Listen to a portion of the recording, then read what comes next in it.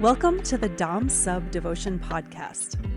Every episode of Dom Sub Devotion is an authentic reflection of our real life in a loving 24/7 DS marriage. If you crave the passion and intensity of a power exchange dynamic inside of a deeply loving and intimate relationship, you've found the right place. You can always find more from us in the show notes and at infinitedevotion.com. Thank you for listening. Hello, welcome to Dom Sub Devotion. Today's episode is going to be a question and answer episode. And these are fun doing question and answers, especially when I solicit anonymous questions, which I did through our Instagram a little while ago. And I got some really, really good ones. I'm excited to dive into some of these and share them with you. If you have questions for me that you would like to hear me answer, things you would like to hear me reflect on, or things maybe about your particular situations, your challenges around these kind of relationship dynamics, questions for me about how I handle certain things, you can go to our YouTube channel. If you're listening to this on Apple, on Spotify, and any of the other platforms, go to our YouTube channel and leave comments for me. In the comments, I can pull questions for future episodes of this and also some shorter YouTube clips and videos that I might do. So if there are things you want to hear me reflect on, by all means, please leave them as comments on our YouTube channel, or you can send us a message through Instagram. Now, if you are listening to this, Apple, Spotify, please leave us a review. It is so important and helpful for us to be found by other people who are looking for this content. If you can just click right now, leave us a 5-star review on Apple. That's like the currency of Apple Podcasts. So if you can leave reviews for us, it helps more people find this content, and it helps me bring more of this positive message of what dominance and submission can be in relationship between men and women to the world. So please leave a review. YouTube, you can subscribe to our YouTube channel. That's helpful as well, and we certainly appreciate you. So I'm going to dive in here with the first question, and I'm going to get through as many of these as I can today. First question is, where should a Dom start if they're new to BDSM or Kink, but their submissive is not new? And this is a great question because in a lot of cases, the women are the ones, the submissives are the ones who bring these dynamics to their partner and say, I want this. And if you have a partner who has experience in this, either in the real world or who has experience in their fantasy, and let's be real, romance novels are a big, big, big thing for women. And there are a lot of women engaging with a lot of this energy and these desires in the books that they read and in the fantasies that they have. This is a very natural and normal part of feminine sexuality, this desire to be submissive, this desire to be led or dominated. So when a woman brings this to you, if you were the new one to it, if it's new to you and you want it, you have to take ownership of it for yourself. The dominant has to lead these dynamics. And that is tough at the beginning if you are the less experienced partner. So the biggest hint here, if you are a new Dom, or you are just exploring this with somebody who has a lot more experience, is that you have got to take ownership of what you want the dynamic to be, not compare yourself to the dynamic that your partner is craving from you. Now, you are going to want to give them some of the dynamic in the way that they want it. But if you are just trying to do what they want you to do, what your submissive wants you to do, she's really in the lead. She's in control, and that's going to end up causing challenges down the road. So you as the dominant need to take ownership of the dynamic for yourself, of what you want it to be, of how you want it to go, of where you want it to go, and to really take charge of it for yourself. And then if you're the submissive partner also, who has more experience, has more fantasies, has more desires, and you're bringing this to your partner, you also are going to have to let that person take the lead in their way and not compare them to your fantasies. If you're comparing your partner to an imaginary character in a novel or to a fantasy you have in your head that's always going to have the have some level of perfection to it, because in your fantasies you can make everything perfect. You're dealing with real human beings here. And real human beings have their flaws, they have their challenges, they have things they need to work through and overcome.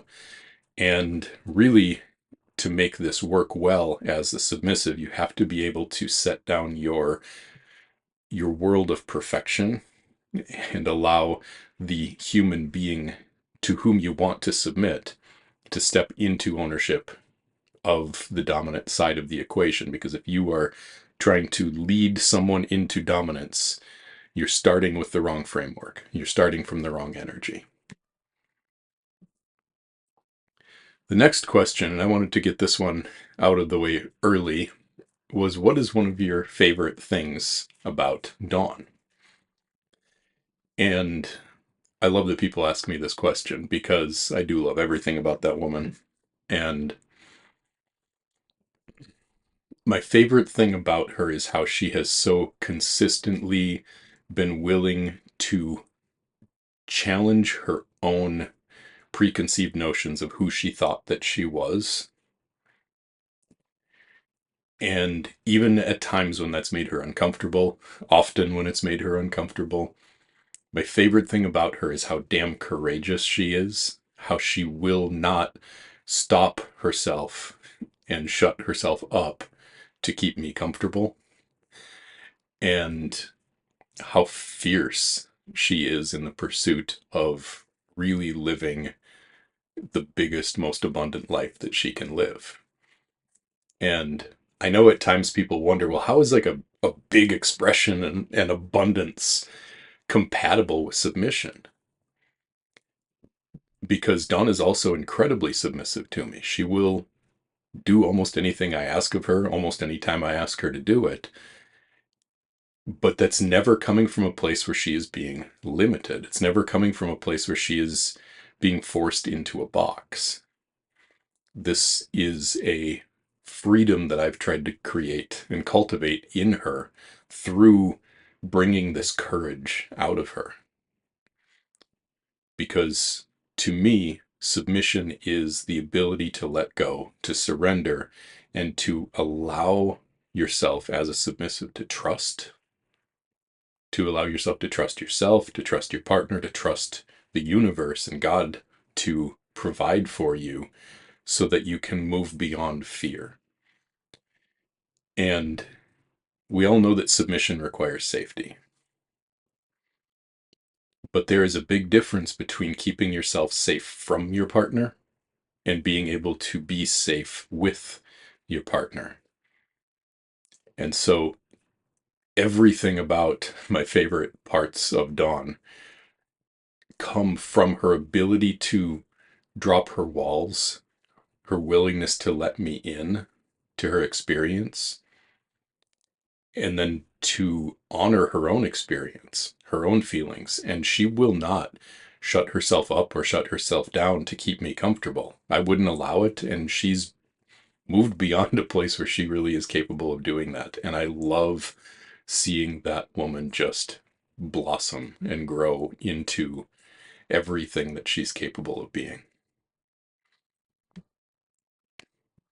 Another question I got here in these questions for the Q&A that I've been getting a lot lately, especially I think ever since I went on Madeline Moon's podcast. If some of you found us through there, I started getting a lot more of these questions. Where do I find a man like you, Andrew? And again, I'm always humbled by this question. It really is humbling to have people ask that, and I want to honor that first and say thank you to whoever asked that question. And the way that I've been answering this consistently is that you do not find a man like me on the open market. I was not the man that I am now when Dawn and I met. I've grown, I've evolved, I've changed, I've become a better and stronger man because of my relationship with her and because of my willingness to challenge my own beliefs, my willingness to challenge my own preconceived notions about who I thought I was, to let her expression challenge the parts of me that were afraid, that were insecure. And I did a whole episode of this podcast a little while ago about insecurity. You can go back and listen to that as well. But the thing about the man that I've become is that I did not get here on my own. Too many times I see people out there looking for these finished products, and women, you tend to do this even more than men, which is you idealize what you think a perfect man is, and then you compare men to perfection. And it takes, in a lot of cases, your love reflecting back to a man the places where his weakness, his insecurity, his own lack of integrity doesn't feel good to you. Being with a man and being able to share with him, to express yourself how you feel in response to the man that he is what allows him to see himself. I have grown because Dawn has refused to shut up about how she feels. And if you are, as a woman, suppressing how you feel about a man because you're afraid of scaring him away, or because you're afraid he's going to reject you, or because you're afraid, then you are keeping yourself from being able to access and have the kind of relationship you desire. Because it is only through what Dawn's expression has burned down in me. And yes, this means when she's angry with me. It means when she is furious about something. It means when she's sad. It means when she's disappointed or hurt by the ways that I've shown up, that she speaks up, which lets me see it. So you don't find a man like me. You find a man who is willing to be with the bigness of your expression. And you only find that by showing up for yourself, by speaking up for yourself. And you grow together with someone. You grow through the challenges. You let him grow through his insecurities. You continue to show up and speak up for yourself. And you learn to respect him as the man that he is, but also give him space to grow in his own way, without mothering him, without telling him what he needs to do or how he needs to do it, but just reflecting your own experience. All right, so the next question here is, do you have any advice on how to switch mindset from being in a leadership position at work to being a submissive at home with her dominant? So this is a polarity question. And when I say a polarity question, I mean, if you are in the energy of having to be in control, in charge at work, and then you come home and you're having trouble letting go, well, first of all, no wonder, because you can't do both at the same time. So what I would encourage you to do is to change the premise that you're thinking of this with. The premise being that when you're at work, that you have to be in this in control mode. Can you approach life in the areas maybe outside of the interactions with your dominant? Can you approach life with a little bit more trust? Can you approach life with a little bit more surrender? Because a lot of what I see in questions like this is the assumption that you have to keep your guard up and that you have to be in control. And to some extent, maybe. But can you let that guard down a little bit? Can you be with the uncertainty of life a little bit more, trusting that things are going to work out, and stay in the energy of the feminine more outside of that relationship? Now, the energy of the feminine means you are receptive first. It means rather than doing, you are slowing down a little bit. You're being a little bit more patient. You're going with the flow a little bit more. You are honoring your body. You're honoring your hormonal cycle. Go back a few episodes and listen to the episode that I did about the feminine hormonal cycle and how it impacts a woman? Can you honor yourself more and be a little bit more in a state of receptivity on a moment-to-moment basis in your life, even in your work, so that when you go back into your relationship, you're not trying to flip your energy, you're not trying to let go of control, but you are a little bit more out of control and a little bit more in your body on a day-to-day basis. So being in your body, being in your sensation, being connected to how you feel, and acting from a place of fullness. I believe that for a woman to go out into like a leadership position in a career is possible if she can stay in her body. Be in your body, be connected to how you feel. You have to do that first. And you can live from that place, even in leadership positions, even in careers, even in work. This doesn't have to be a switching back and forth, but you have to be willing to let go of some of the premises and the preconceived notions of how you think you need to be in order to be okay. Next question. Have you dealt with doms who have an avoidant attachment style? What would be your advice for the submissive who may have an anxious attachment style? So, in case you're not familiar with these terms, someone with an avoidant attachment style is someone who tends in conflict towards shutting down, pulling back, and kind of going inward. And someone with an anxious attachment style is someone who wants to pursue when there's disconnection and go try to close that gap and fill that space in, fix the problem as quickly as possible. And you can see how these turn pretty challenging pretty easily if you have that mix of those two different things. So the first thing that I encourage anyone to do, and this really plays out the same whether it's the dominant with the avoidant attachment style or the submissive who tends to be more avoidant, is do not look at attachment styles as a life sentence. The reason that we go into avoidance or the reason we go into anxiousness with our partner is because of some inner insecurity.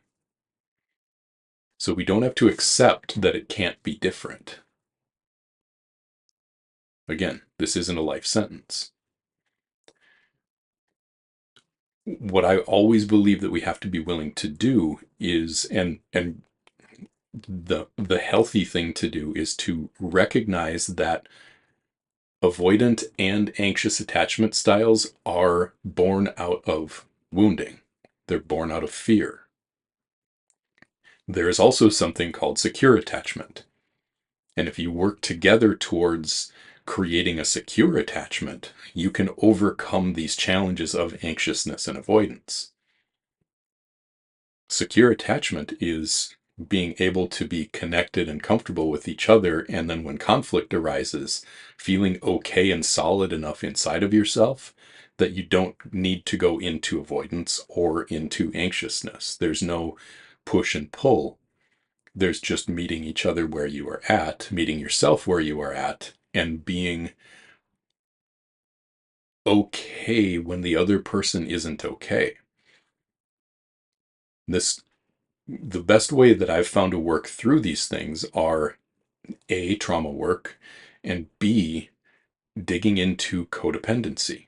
Now, they're all kind of part and parcel of the same thing, but these codependent patterns that so many of us have that were born out of the fear of loss of love and the ways that we've had to shape ourselves in the past or thought we had to shape ourselves in order to be loved, in order to be accepted by our caregivers when we were young and by partners then in the past, because we developed these patterns of believing that we can't be, that it's not okay to be ourselves, that we need to present ourselves in a way that gets us accepted and loved by being who we think we need to be for someone else.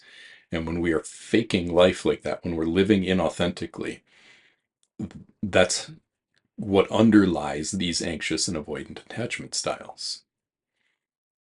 It is the discomfort with ourself. It's the discomfort with our own authenticity, with showing up and saying, this is who I am, this is what I like, this is what I want, this is what I need, this is what I'm feeling right now. When we're afraid of letting that truth be there, and we're showing up in a fake way where we're trying to get that person to like us or love us or not leave us, then we, like, that inauthenticity shows up as sometimes shutting down and sometimes chasing after. So pursue a healing from your codependent patterns and recognize that secure attachment is something that you can work towards together. And it is so much better. It's so much healthier. It feels so much better to be able to connect and really have the kind of intimacy that you can have outside of codependency. When you're allowing yourself to be who you are, you can let someone love you for who you are. You can be loved for who you are. You can love yourself for who you are. That's where it all starts, is self-love. The next question comes from a submissive asking, what's your opinion on how I should navigate my first time around the kink scene and trying to find a partner? If you're brand new to this, these fantasies, these desires, or at least brand new to acting on them, go slow. Don't jump in head first. There is something called sub-frenzy. Look up what it means, what sub-frenzy means, and realize that this is a very kind of normal tendency from the submissive side of things. If you are new in the kink scene and you are really deeply desiring this kind of play with someone, that you can pursue a little too heavily, which can lead you to self-abandonment, just out of the pure desire and the excitement and the thrill of it all. So go slow.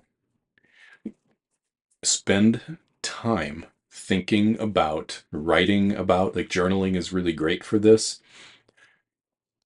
Really getting into and down to what is it that you really, really want, that you need out of these dynamics. What is it that you are looking for? What are your boundaries? What are your limits? And be able to communicate those well. Now, this is tough when you're new because a lot of times there's shame wrapped up in this stuff, right? There's embarrassment around whether or not it's okay to want these things. And sometimes it's exciting to realize that some of these desires that have been there for a long time can be accepted, that that's a possibility. But you've got to be able to communicate well. You have to be able to communicate well. And in order to communicate well, you have to have taken responsibility and ownership for what it is that you want, what it is that you're looking for, where your boundaries are. So move slowly and look for people who treat you like a human being, not like a kink dispenser. And when I say meeting you and treating you like a human being, if the only thing that a person can talk to you about is what they want to do to you, or get from you, or get you to do to them, and they aren't particularly interested in things like your name or who you are on some level outside of the bedroom, it probably isn't the kind of person that you're going to want to trust to lead you, especially when you're new. You need somebody who respects you. Because, again, I said this earlier in this episode, safety.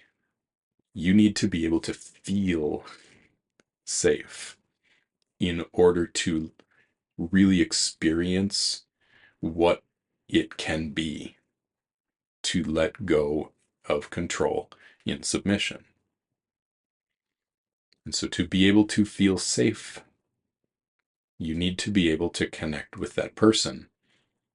And I know when you want to experience these things, sometimes it's easy to want to overlook some shit to get to the fun part, but I promise you, you don't want to do that.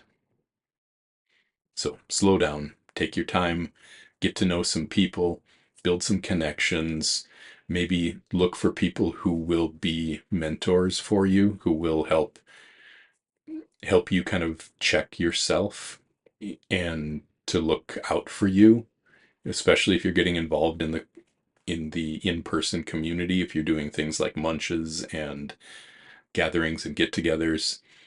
But if you're just meeting people one-on-one, especially, just go slowly and communicate well. Next question here is, how do you handle backlash from people around you who don't understand the dynamic that you've created? There can be some of this. And, we get more of it now that our Instagram has grown bigger, our YouTube has grown bigger. We get more and more people seeing our content, so we get a little bit more backlash. But it can be also in friendships and family and, whatever. We have to be willing to accept that some people just aren't going to understand because they are where they are. If they are not in your life, in your situation, if they aren't living your life, they really don't understand. And it isn't your job to make them understand. So a part of how I handle backlash is I don't give it much time or attention. I allow people to feel how they feel, to think what they think, to judge how they judge. I let them have that experience because that's the reality of where they are at. And I realize that it says nothing about me, about Dawn, about our Dom-Sub dynamic. It says nothing at all about any of that. When somebody else is giving us backlash, that's about how they feel about it, and they have a right to that experience. We have to give people the dignity of having their own experience. And so to give somebody dignity of their own experience, it means if you disagree with me, that's okay. I'm going to let you disagree with me, and I'm going to go on and do whatever the fuck I want. Politely. So the big thing to me that we want to avoid doing, or that you can avoid doing with this approach, is engaging with the backlash. You're not going to convince somebody who isn't ready to accept you. You're not going to convince them to accept you or to see it your way. And you don't need other people to agree with you in order for you to live your life. You can do what feels good to you. You can do what you want to do. It's your life. You can live it how you want to live it, and allow that other person or those people to think what they think. Next question here from a dominant, and I love this question too. How can a dom find a balance between being a strict and a loving dominant? And it's a great question because in some respect, we do need to be able to be both. If we are all spine and no heart, we become too domineering, too tyrannical, too overbearing. But if we are all heart and no spine, then there's nothing about our energy that feels dominant at all to ourselves or to a submissive partner. So this balance really comes from taking internal responsibility for your own life. It starts there. We have to be in balance inside of ourselves if we want to be able to balance these things in the way that we bring them into relationship. If we're out of balance internally, if we're being, for example, too harsh on ourselves, if we're beating ourselves up too much, chances are we're going to project that out into our relationship. If we are being too soft with ourselves, if we aren't holding ourselves to account, if we don't have a sense of responsibility and discipline in our lives, we're probably going to also come out into our relationships as a little bit too mushy. So we will show up in relationships in reflection to the way that we are treating ourselves on the inside. And so this is why I teach men, especially in my course, Becoming a Dominant Man, that everything you need in a relationship comes easily. The dom-sub dynamics come easily when you own your own shit, when you take ownership of your life, when you take control of your life, and you get to a place where you feel dominant on the inside. If you feel dominant on the inside, you're going to show up in that way in all the parts of your life. And your relationship is going to reflect that. Your work is going to reflect that. Everything you do, your friendships, you are going to be able to bring a sense of calm, grounded, solid, heart-centered dominance into every part of your life when you're connected to that in here.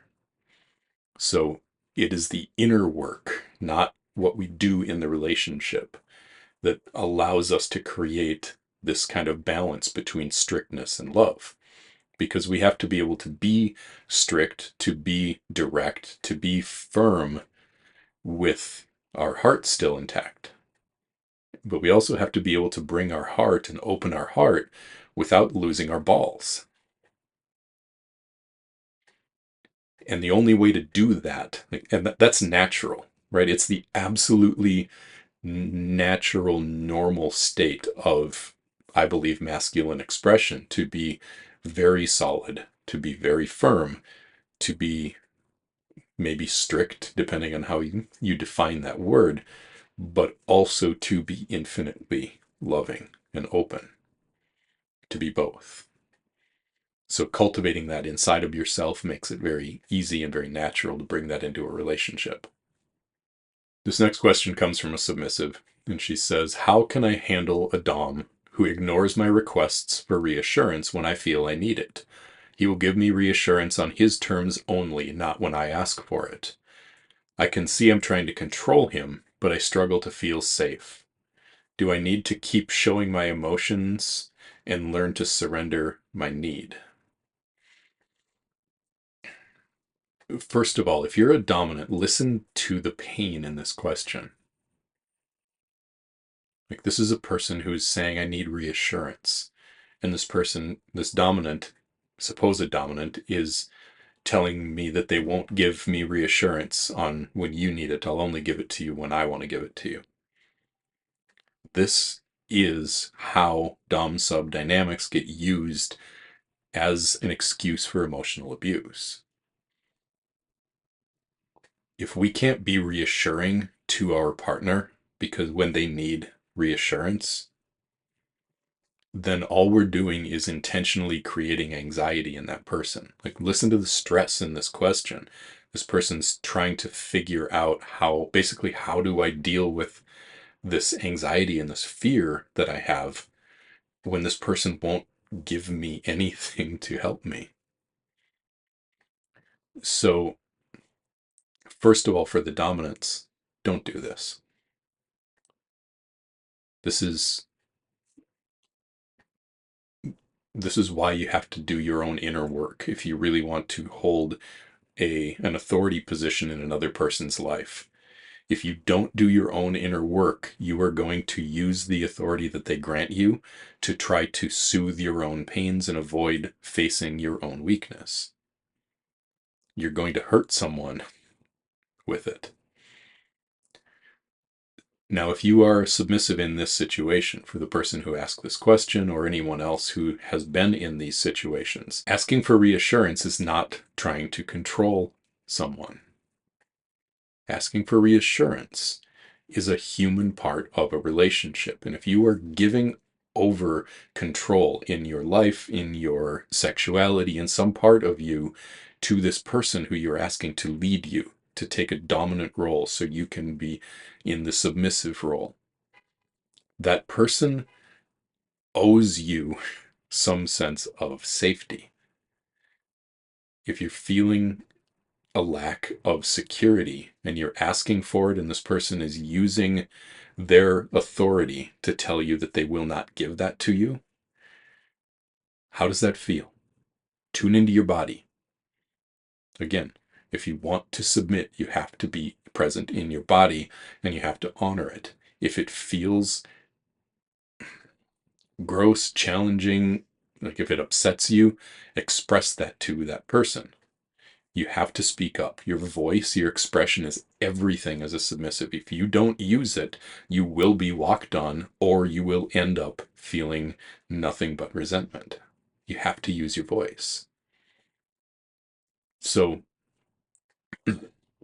you are not trying to control someone by asking for reassurance. You're not trying to control someone by expressing your needs in a relationship. Keep in mind, in any healthy dom-sub relationship, it is the submissive's needs who have to come first. Why is that?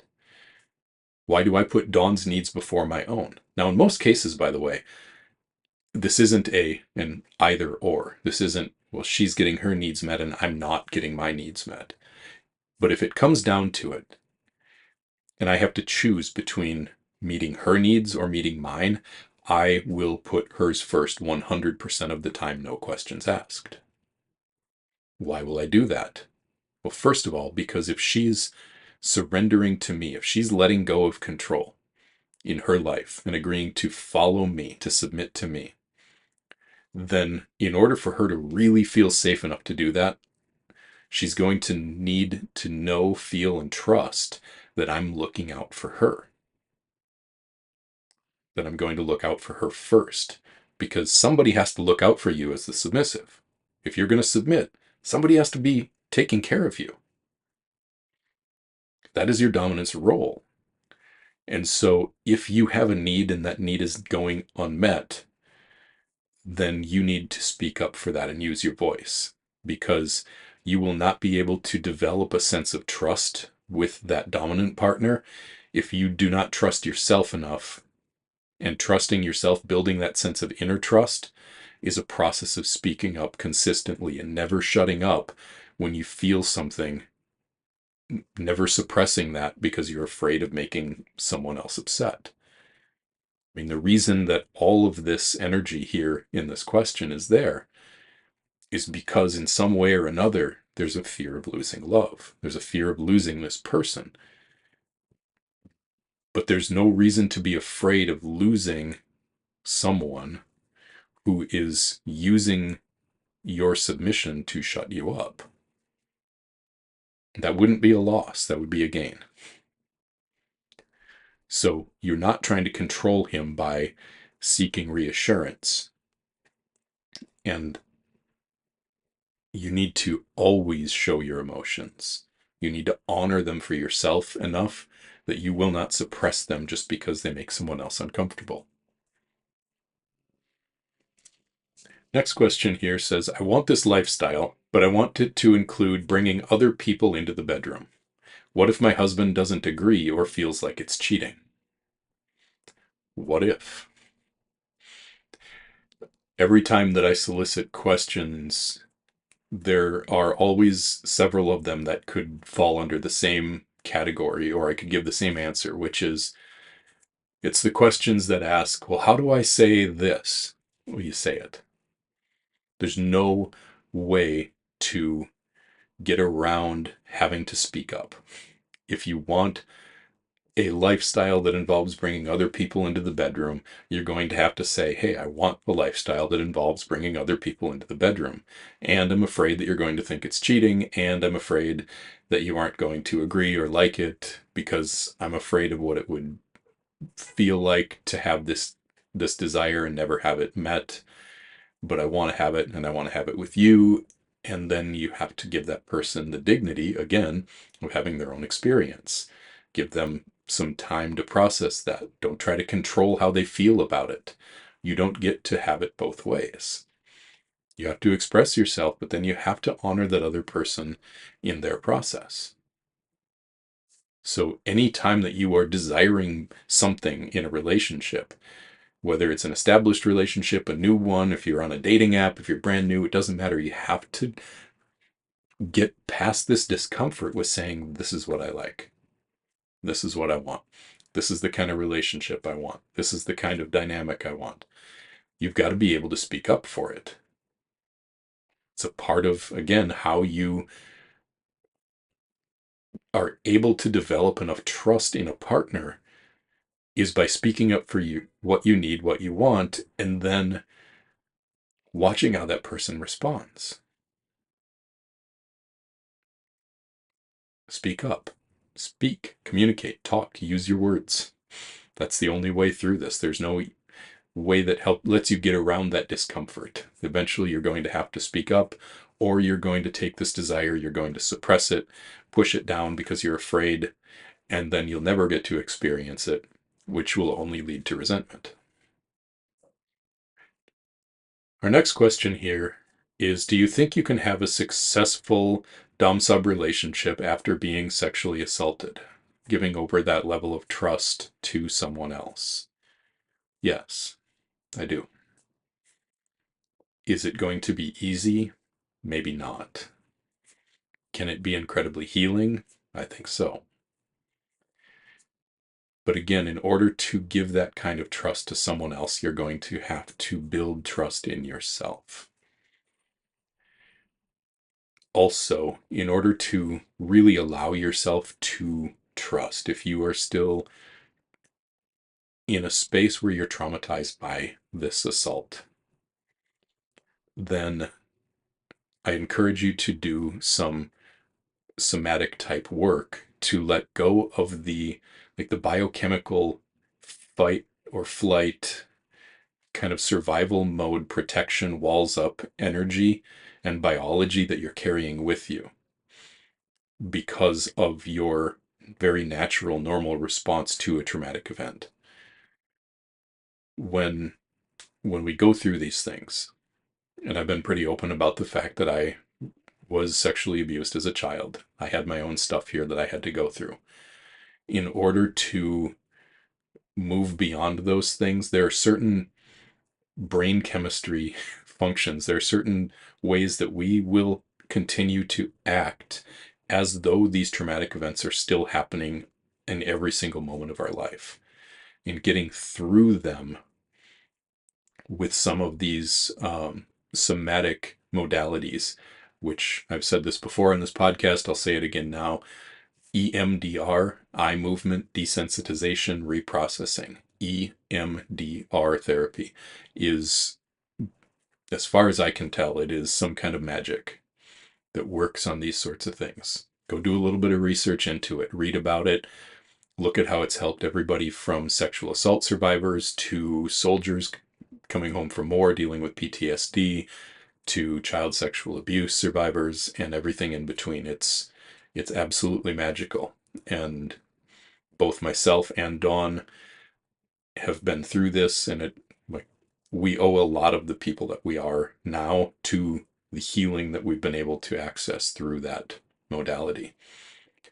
So that's first, because when we have those walls up inside of ourselves, when we still are in the survival mode and the biochemical kind of reaction to that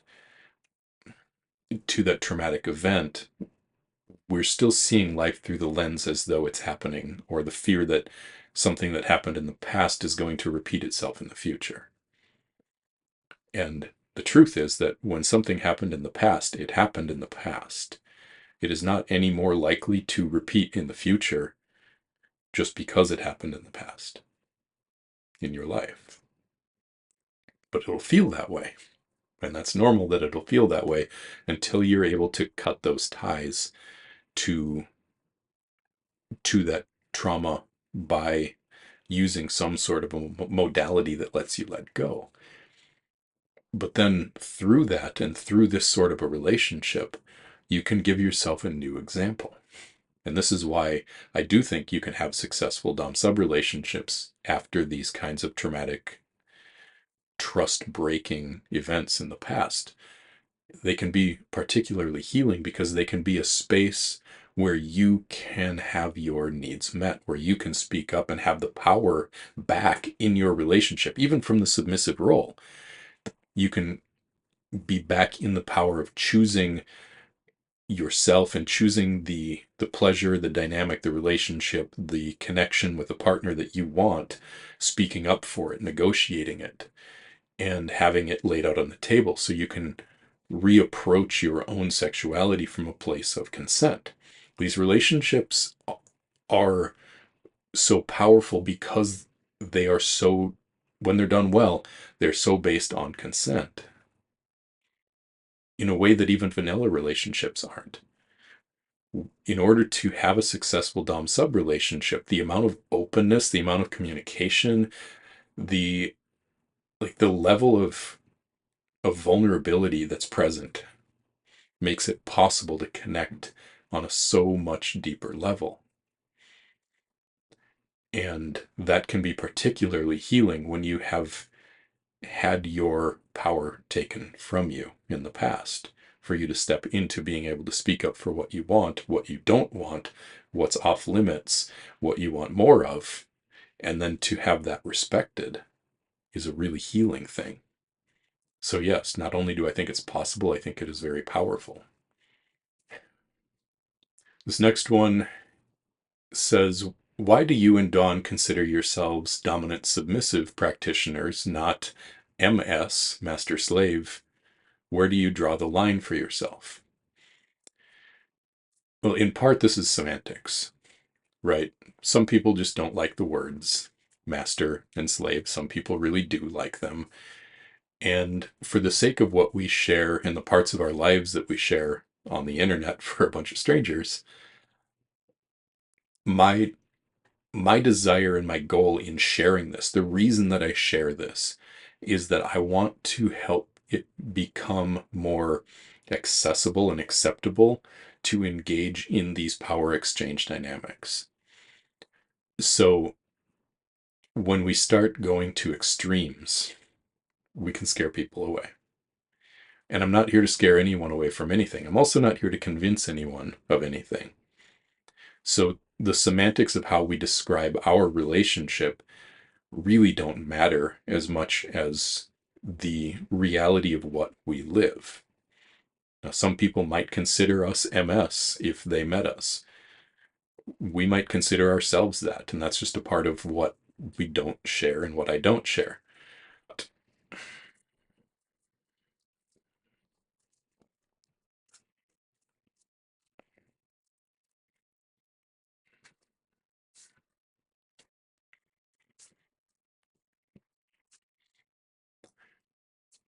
I tend to keep our language around our dynamic as dominant submissive because it's taboo enough that it gets people's attention. It lets us display the level of leadership, authority, and surrender and submission that we've been able to access. And what we call it is less important than the example of what we're living, and that's why we like to display it the way that we do. This next one says, sometimes the photos you share of Dawn make me think you're showing off. Like, look what I can make my wife do. Is it me, or is there something else you can put on the photos that really prove she's totally into being shown to the world on her knees like that? And I have a lot of empathy for the person asking this question because I can feel some of the discomfort. Like, I honor the fact that you were looking out for Dawn in this way. The first thing that I'll say is, up until somewhere around episode 72 of this podcast, there is a good year and a half worth of hour-long conversations between the two of us about the depths of what she has gone through and what she gets out of being my submissive, and why she lives the way that she lives, why she chooses what she chooses, and the fact that this isn't being forced on her. This is her living the life that she wants to live. And this isn't me showing her off, by the way. In some ways it is. Some ways I do like to show off what I can make my wife do. I'll be honest. But it's not a one-way street. It's not like she's begrudgingly going along with this, or like I'm forcing her to do something she doesn't want to do. This woman would not get down on her knees and worship anyone who she didn't feel that way about. She honors herself and her own body and her own submission enough that she won't fake anything. She has an aversion to, a serious aversion to faking anything. So, yes, I like showing her off, and she also enjoys being shown off. And that's a part of what makes this fun for us, is the showing her off. And that does make some people uncomfortable, sure. But also, there's probably going to be a lot more of it. So she won't do anything she doesn't want to do. By the way, I wouldn't want to or allow her to do anything she didn't want to do. If I was taking pictures of her on her knees and then posting them and she was uncomfortable with it, upset by it, didn't like it, I wouldn't be able to tolerate that in myself. I would get absolutely nothing out of showing her off if she didn't also enjoy being shown off in that way. So it's a two-way street there. Our next question says, how do you make sure that you are not leading from your ego? And I love that question. The reality is, the only way to know that you're leading from your ego, because the ego hates to be seen, it will convince you in every way possible that it's not there. The only way to see it is by looking at your own discomfort. And this is why I encourage dominants to draw their submissive's expression out. Like, get her to speak up. Build the bigness of her energy in any way that you can. Like, encourage that, draw it out. Because if she is expressing herself, she's going to reveal to you all of the places that you are uncomfortable, that you're uncomfortable with her expression, that you're uncomfortable with her, what she feels. The way through your ego is to get uncomfortable. It's to get vulnerable, and then to be willing to see yourself and to challenge yourself, not to just make her wrong. If you are always making her wrong, you're leading from your ego. If you're always just trying to control her, you're leading from your ego. If this isn't incredibly uncomfortable at times, chances are you're leading from your ego. This approach that I teach to dominance is an uncomfortable one by design, because it's working through that discomfort that allows you to be grounded in yourself. The only way through ego is to have the ego triggered, because our triggers are what lets us see that there's something inside of us that got tripped up. I call this like the boxes that we left laying out on the floor when we were 3 from all of the experiences and feelings we had that we didn't have the maturity or the ability to understand or express cleanly. So we made these false beliefs, and then we leave these boxes sitting around in the dark. And then we're 44 years old and we're tripping over these things and getting triggered when she feels a certain way or when she expresses something. Those triggers, those places we get upset, are the ways for us to see that there's something that we can clean up. So encourage yourself and allow yourself and accept yourself being imperfect, and then be willing to have compassion for yourself for those parts of you that feel uncomfortable. It's through the discomfort that you can find a really grounded inner strength. All right, and our last one for today. The submissive says, my dom is dealing with his mental health from time to time. In these periods, he's leaning on me, and it feels not dominant at all. How do we keep our DS alive during these periods? This is such a narrow window into your life, so I have to make some assumptions in order to answer this question. But my assumption is that if he is working on his mental health, he's working on it in a way that isn't just trying to cope with or numb himself out, but he's actually working through the challenges that are being stirred up in him. If he's not doing that, he's not actually working on his mental health. To deal with and work on your mental health as a man, it means taking responsibility for your life. It means taking ownership of your life. It means confronting your pain. So, yes, are there going to be times, and have there been times when I've probably been showing up in my relationship as less than dominant? Of course, when I'm working through some heavy shit. So if your dominant is going through some mental health stuff and he's leaning on you as a submissive, I get it. He's probably not going to feel as dominant to you because he's got some stuff stirred up. If you want to keep your DS alive, you have to continue to be true to your submission. Meaning, don't try to fix him. He doesn't need to be fixed. A man needs someone who believes in him, who encourages him, who says, "You've got this," and then gives him the space and the time that he needs to sort through and work through whatever it is that he's sorting through and working through.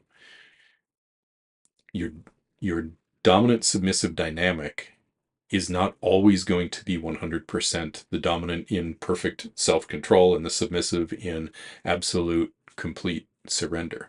Now you can aspire to that, and it's a beautiful thing to aspire to. But when you have these real human things that come up, can you stay in the energy of that even when one or the other of you, or both of you sometimes, drop out of it? The deeper you go into this, the more you're going to depend on each other, rely on each other, count on each other. And for a man who's working through some stuff, knowing that our person is there counting on us, relying on us.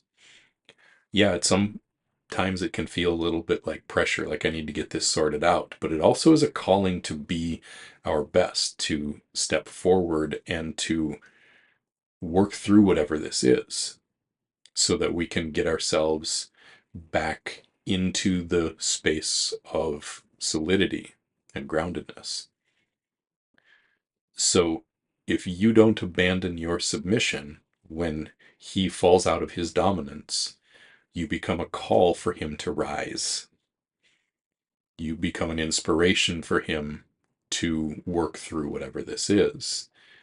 You don't need to fix him. You don't need to give him advice. You don't need to, maybe he needs someone to listen to him. Maybe you need to encourage him to get a therapist or a coach rather than unloading it all on you.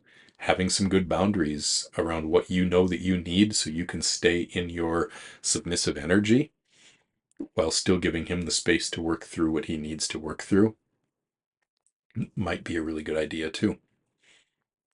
So thank you to everyone who shared all these questions here today. Again, please, if you're listening to this on Apple, Spotify, go leave us a 5-star review for Dom Sub Devotion. It helps us reach more people with this content. If you are on YouTube, we'd love for you to subscribe and leave a comment with any follow-up questions you have on this episode or any feedback you have. Thank you so much for watching and listening, and we'll see you next week.